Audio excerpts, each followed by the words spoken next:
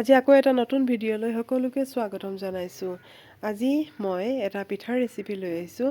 তাৰ কাৰণে মই বৰা চাউলখিনি তিয়াই পেলাই খুন্দি লৈছিলোঁ আৰু ইয়াত লৈছোঁ মই অলপ চুজি আৰু অলপ শুকান নাৰিকলৰ ৰুকি লোৱা শুকান নাৰিকল, কাৰণ কেঁচা নাৰিকলো দিব পাৰে, মোৰ ওচৰত নাছিলে সেইকাৰণে শুকান নাৰিকল দিছোঁ। আৰু এতিয়া ইয়াত অলপ নিমখ দি পেলাই গোটেইখিনি ভালকৈ মই মিক্স কৰি লৈছোঁ আৰু গুড়খিনি মই অলপ পানী দি পেলাই গেছতে মই গৰম কৰি লৈছিলোঁ আৰু ঠাণ্ডা কৰি লৈছোঁ। গৰমে গৰমে কেতিয়াও নিদিব, ঠাণ্ডা কৰি ল'ব লাগিব। মই গুড়ৰ পাকখিনি পূৰা ঠাণ্ডা কৰি লৈছোঁ, তাৰপিছতহে ইয়াত মিলাইছোঁ আৰু এতিয়া মই এটা বনাই ল'ম। আৰু ডটো অলপ মই ঢিলাকৈ বনাম, কাৰণ যিহেতু ইয়াত মই অলপ চুজি ব্যৱহাৰ কৰিছোঁ, সেইকাৰণে চুজিখিনিয়ে কিন্তু অলপ টানিব, পানী এবজৰ্ব কৰিব। আৰু এতিয়া মই 20 মিনিটৰ কাৰণে মই অলপ ঢাকি পেলাই থৈ দিছোঁ। 20 মিনিট হৈ যোৱাত এতিয়া এইখিনি মই উলিয়াইছোঁ আৰু চাওকচোন, অলপ হাতত তেল লগাই লৈছোঁ আৰু চাওকচোন, এইখিনি চুজিয়ে পানীখিনি পূৰা অলপ শুকাই দিলে, সেইকাৰণে ইয়াত আৰু অলপ মই পানী দিব লাগিব, কাৰণ এই ডটো মানে অলপ ঢিলা ঢিলা টাইপৰ হ'ব লাগিব পিঠাটোৰ কাৰণে, কাৰণ পূৰা টাইট হ'লে পিছত পিঠাটো বেছি টাইট হৈ যাব। আৰু এতিয়া মই অলপ গুড়ৰ অলপ পানী মিক্স কৰি দিছিলোঁ আৰু এইখিনিয়ে মই ইয়াত দি পেলাই আকৌ মই ভালকৈ খুব মঠি ল'ম, যাতে অলপ কোমল হৈ যায়গৈ। আৰু এই ধৰণে পূৰা কোমল হৈ যোৱা তাৰপিছত এতিয়া মই কেৰাহীখন পাতি দিছোঁ অলপ তেল দি পেলাই। আৰু এই পিঠাটোত, এইটো গিলা পিঠা হয়, তেলটো অলপ কম লাগে। আৰু এতিয়া মই এইখিনি দি দিছোঁ আৰু গেছৰ ফ্লেমটো অলপ কমাই দিছোঁ আৰু দি পেলাই এই ধৰণে মই মানে গৰম তেলখিনি ওপৰত ছটিয়াই দি আছোঁ। আৰু ওপৰত যেতিয়া ছটিয়াই দি দিম, তেতিয়া অলপ মানে হেতাখন দি পেলাই অলপ প্ৰেছ কৰি দিব লাগে, তেতিয়া খুব ধুনীয়াকৈ নিজে নিজে ভালকৈ ফুলি যায়গৈ। আৰু সেইখন চব কি ধুনীয়াকৈ ফুলি গৈছে। আৰু এতিয়া এই ধৰণে মানে প্ৰথমে লগে লগে হেঁচি নিদিব, নহ'লে কাট খাই যাব, পূৰা কোমল থাকে তেলত দিয়াৰ লগে লগে।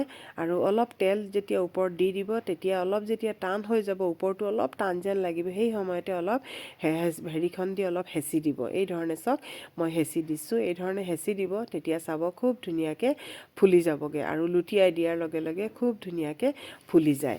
আৰু ইয়াত মানে এটাই ভাল, ইয়াত কোনো বেকিং পাউডাৰ, বেকিং ছ'ডাৰ দৰকাৰ নাই, নিজে নিজেই পিঠাখন কিন্তু খুব ধুনীয়াকৈ ফুলি যায়। এয়া চাওক, প্ৰথম পিঠাখন খুব ধুনীয়াকৈ আমাৰ ফুলি গৈছে, এইখন আমি নমাই পেলাই থৈ দিম।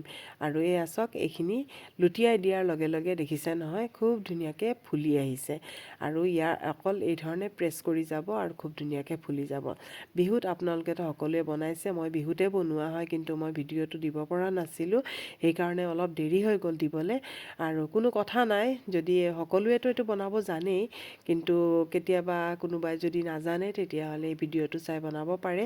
আৰু এইটো মানে পাৰফেক্ট হ'ব, এবাৰতে পাৰফেক্ট হ'ব।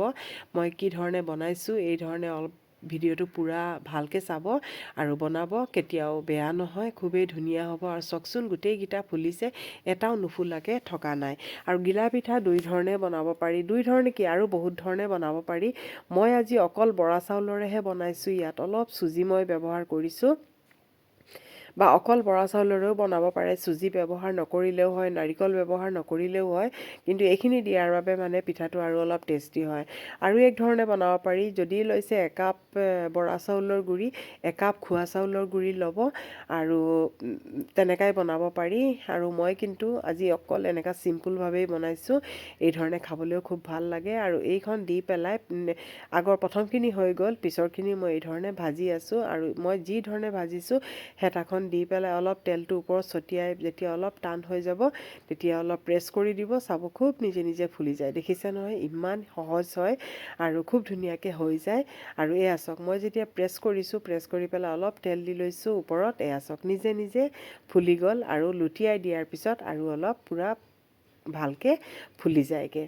আৰু গোটেইখিনি আমাৰ এয়া চাওক ফুলি গ'লগৈ। কালাৰ কিমান ধুনীয়া হৈছে, কালাৰটো গুড় দিয়াৰ কাৰণে, বা চেনি পাউডাৰো দি পেলাই আপোনালোকে বনাব পাৰে। যদি গুড় নাথাকে, তেতিয়াহ'লে চেনিটো মিক্সিত পিচি ল'ব, তাৰপিছত বনাব। আৰু গোটেইখিনি আমাৰ পিঠা ৰেডি হৈ গ'ল। আৰু চাওকচোন কেনেকুৱা লাগিছে, যদি ভাল লাগিছে তেতিয়াহ'লে এটা লাইক কৰিব, শ্বেয়াৰ কৰি দিব, আৰু আপোনালোকেও বনাই পেলাই এনজয় কৰিব। আৰু এটা ভাঙি পেলাই দেখুৱাইছোঁ, চাহৰ লগত খাবলৈ খুবেই ভাল লাগে। এয়া চাওক, খুব ছফ্ট হৈ থাকে, ঠাণ্ডা হ'লেও কিন্তু ছফ্ট হৈ থাকে। এইটো পিঠাটো খুবেই ভাল লাগে খাবলৈ, এবাৰ বনাই পেলাই চাবচোন।